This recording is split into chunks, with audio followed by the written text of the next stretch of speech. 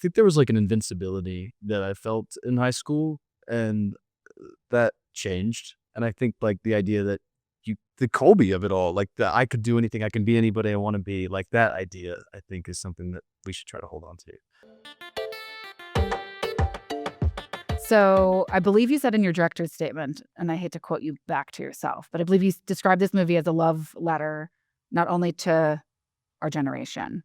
Oh, I'm so glad you're part of it. That makes this a lot easier. Were you thinking I was Gen X before? No, I thought you were Gen Z. Wow. And actually legally not alled to be here. Okay. I thought you were so young.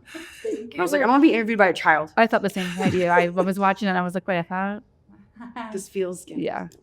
So tell me how it started percolating. This was like any person who writes anything. It was a kernel of an idea. And I only recently found the email in 2018. I've written an email to myself because we always send ideas to yourself. And it was basically along the lines of, what if high school came back to bite you in the ass? Like, what if you ended up, I don't want to give any spoilers, but it was about like your relationships in high school. And that doesn't sound so novel, but without giving spoilers, I can't really get into the idea. But it was just about, what if all the things that you felt had been chasing you your whole life, it turns out they weren't at all. And nobody cared. Which, if anyone's been to high school and if you've done any sort of self-evaluation, you're like, oh, nobody was that bad. And so I started writing this, and to the quote you said earlier, it's a love letter to my generation. Most things that I do are that, just given the perspective I'm speaking from. I'm always talking to people my age, because I think millennials have had it really rough. Like, people are really mean to us. Millennial women, I'm always trying to tap into our nostalgia because we miss it. And we're at that age now where it hurts the most. And the state of Texas, for politically however you lean, I think you're allowed to say, hey, I had a lovely upbringing in a lovely suburb. We were very clear on this was a suburban movie, not a rural Texas movie. We did not make Friday Night Lights. Although that box office success would be great.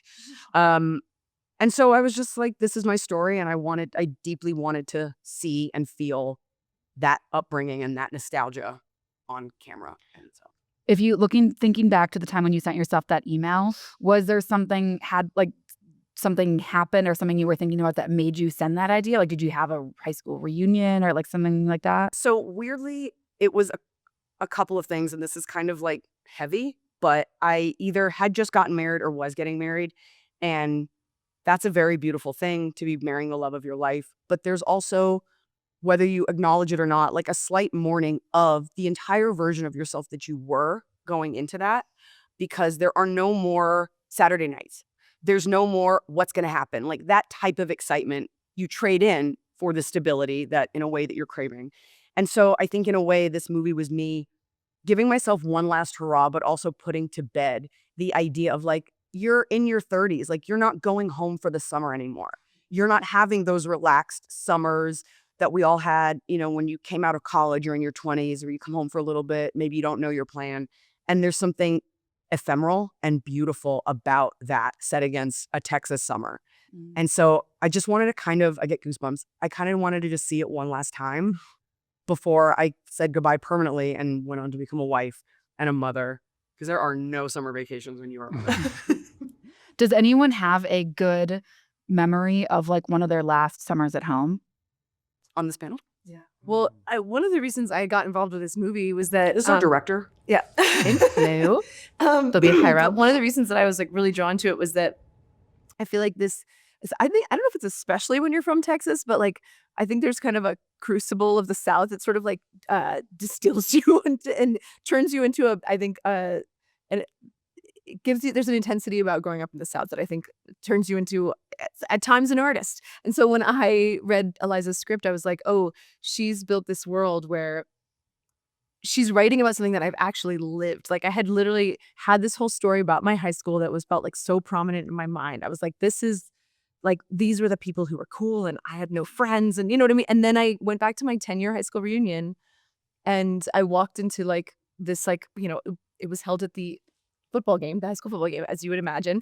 And I walk in and there's like, expensive high school. It was a nice one. It was a public school, but yeah, thank you.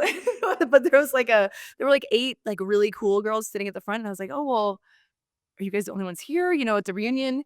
And they were like, no, everyone else is up at the top. And I was like, what? And then there were like 100 people up at the top, and I was like, these 8 girls that I had like been like that terrified of, like obsessed with, Mhm. and I was like, oh, you were only friends with each other, but somehow your confidence like held us all wrapped. And then I went to the top and I was like, I was friends with everybody. And we all were like banding together in our like desperation to like get through puberty. And it was this like total reversal of like how I had thought about the past. And I think when I read Eliza's script, she just captured that. And I was like, that's such a, I feel like, relatable experience. And I don't know that I've seen a movie about it. And so it was really exciting to get on board because of that. Yeah. That's cool. Am I allowed to say what Garrett and Tom are to your character? That's a great question. like, I don't think so. Otherwise, Okay. Yeah. Well, if talk vaguely What is he around to what me? you were looking for in these I think- two. I think that's the big surprise. So I mean, obviously, I didn't go to high school with him. I was also homeschooled. Ooh, really? It's not fun. It's not exciting. I didn't have these experiences. I longed for them. He's but been I didn't acting have them. since he was 3. Yeah. I don't.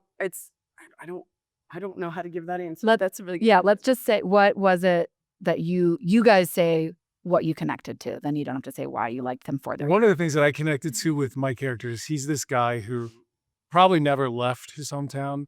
And he's the guy who, if you know people like this, they're really good at telling everybody else what to do and how to do it and where to park their cars and trucks.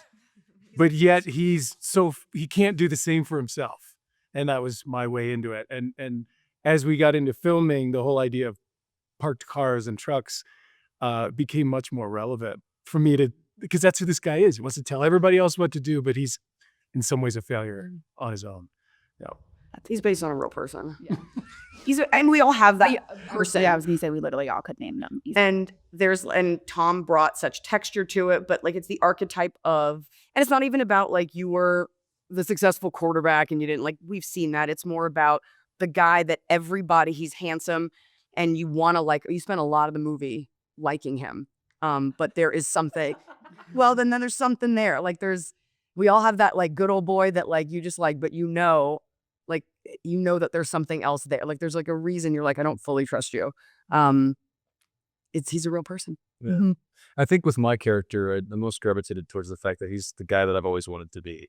He's like that dreamer. He's the kind that says guy, and oh, thank you. And it's very sweet. But yeah, he's the good all-American Texan kid, and he falls for a wonderful, kind woman. He sees the best in her. He wants to see the best in everybody, and he has these dreams of, I guess, now traveling the world with you. And we get excited about the future, and all while she's grappling with coming back to her hometown and rewiring who she thinks she is. And I'm falling for this version of who I think she is, while she's trying to rewire that.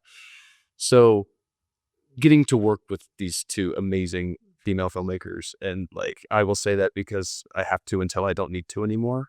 And I love you both so much. And Iliza wrote an incredible story that I gravitated towards, and Josephine I've been a fan of forever. And so to bring this story to life with the two of them was a dream come true. Should we talk about Garrett's audition? What I want to talk about is who came up with the concept for Megan Mullally's character and accent and voice cadence, because that was genius. Was that Jean? Incredible. I don't think we say her name in the script, but in the movie, but her name is Leanne. And I don't think we ever say Leanne. The accent was written in. My motivation was Heggie Hill from King of the Hill. And Megan came with the accent because she's from Oklahoma, so it was no problem. And she kind of brought her own texture to it too. She's hilarious. Well, and also we had this fun part at the beginning of the movie where she kind of sits down Jamie, her daughter, and is like, getting her ready for Texas, but is also kind of giving her the once over of like, okay, so you're home and we're going to do this, and we're going to do that. But then she goes into sort of like, and this was partly just Megan bringing herself. Like we were shooting in this kind of wild way, and we wanted to get a sense that like Jamie's character was really disoriented, so we're shooting all over the room, and so we were like, I was like, just keep going, like beyond the lines. And Megan just starts. She's like, so what about those jowls? I was going to my face. She's like, and what happened with your teeth? Why didn't we get you braces? What was, And then she's just like beating her alive. We let the girl in that day, and I was like, why was that so easy for her? Like I'm calling Jason Time. ripped me apart. Genius. Just so funny. Yeah, it was really funny. Incredible. Was there something you wanted to say about Garrett's audition? Yeah, it was fucking, sorry, it was flawless. You can swear. It was fucking flawless. Like, it was our first person to read for that. Because you sit down, you're on a Zoom, people are zooming in. Were you in Malta? Where were you? I was in Malta. Yeah. I had just gotten off a flight to Europe and they were like, we want to read you for this. I was like, I can't do it. I'm in Malta. And then it was like 2 a.m. for me. And Jet lagged. And this kid signs on. We had a look and we knew that we needed Colby to be big because he's younger than me. And so I felt like if I'm kissing someone who's my height, it's like too childlike in a way. Like he needed to feel big and fulfill all those fantasies. So he signs on and he's gigantic. And then like jet lagged, like on my best day with an acting coach, I could not give this audition. And he just rattles it off. And we're like, thank you so much for that. And we like hang up. We're like, I think that's it. one and done. Was I the first person y'all read? You're the first person. And then for the record, we did have 2 other guys that were phenomenal. And then, as you know, like it just comes down to like the wire, but it was, destroyed it. It was inspiring. And I think the thing that really came across is that Garrett's character is so like sexy. He's kind of like holding the romance of the whole movie.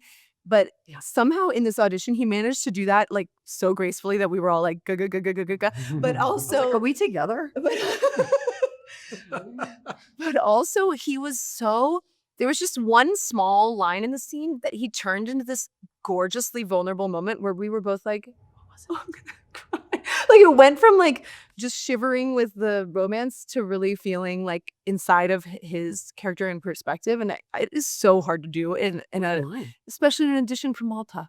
God, was that? Now he only auditions Joe. Like, You didn't even do an audition. We were like, we'll just take it. But he brought that to the whole movie, not just this audition. Yeah, audition more. Before we run out of time, does anyone have, and sorry, Garrett, you can answer this as well, but something from high school that you wish was still like what do you miss? If you could bring back something from high school. Probably my weight. Oh my God. No. My jawline. That's the fun answer. My jowls, yeah. You know, oh God, that's a great question. I have a lot. I can answer. You know, I've talked a lot.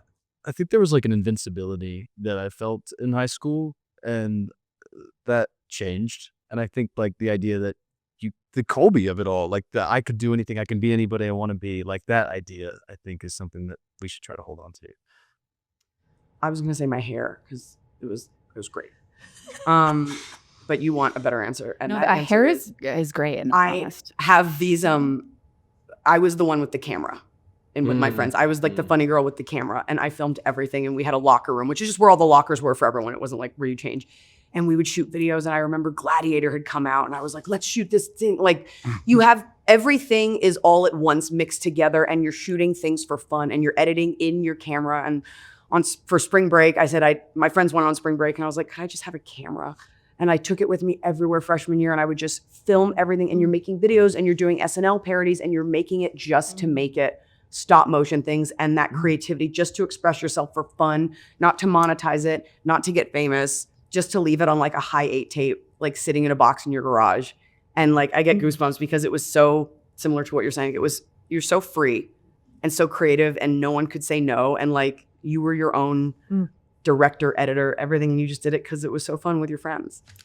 Yeah, for me, it's funny because I was like, the first thing I thought of was riding around in cars because that's a lot of what you do in Texas and high school. In the back of a truck. Yeah, That was my whole life. You know, but also I was the thing that I was on the cross country team, and it grew exponentially, and these girls were really bonded. Also because we did drive each other home every day, so there was a lot of like connecting in cars, but also connecting while sweating and working together. And I feel like that is probably the most painful part of adulthood is that there is not a team. You know, you don't get a team. And I think also the other thing that I was thinking about was like, when you talk about being invincible, I was like, who felt invincible in high school? I was like so vulnerable at all times.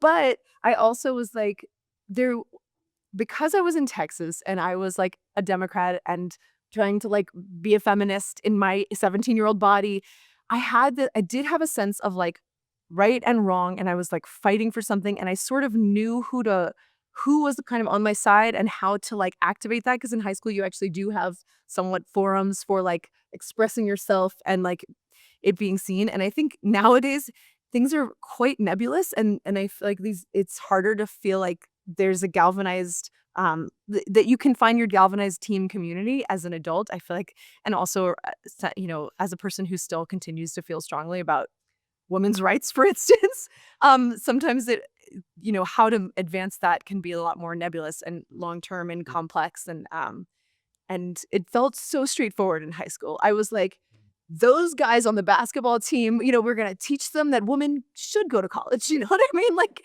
it was that straightforward. And now it is not. Yeah. Tom, is that similar to what you were going to say? Yeah, same. Your answer? Same. And- Those guys on the basketball team. What do you want to? Yeah, what's your? I went to a couple different high schools.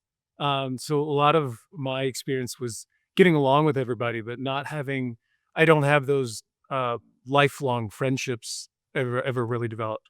I was actually the person who was trying to get out of high school as soon as possible so I could go live and try to do something else, because I at the time I didn't see the value of it. I see it now. If I went to high school now, I'd kill it. But I wanted to get out and, the adventure and just sort of like see the world sort of idea. So I still feel that way to an extent. So yeah, I can't say that there's anything I want to bring back from it, because I was trying hard to leave it. Please let the quote that you lead with be, Tom Welling, if I could go back to high school now, I'd kill it. Please let that be like the summation of us. See you guys soon. Thank you.